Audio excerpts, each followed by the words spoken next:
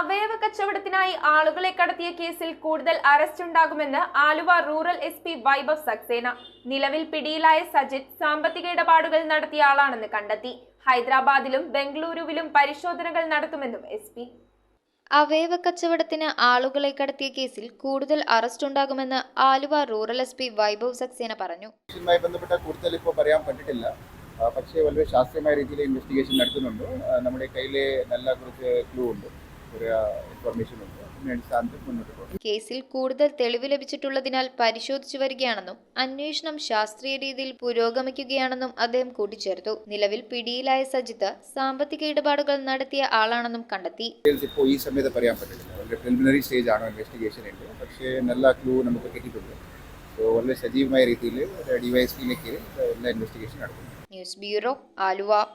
റിങ്ങുകൾ 1 ഗ്രാമിൽ തുടങ്ങുന്ന മാലകൾ, നെക്ലസുകൾ 9,000 രൂപ മുതൽ ഡയമണ്ട് നെക്ലസുകൾ 1 ലക്ഷം മുതൽ ആരംഭിക്കുന്ന വെഡിംഗ് സെറ്റുകൾ.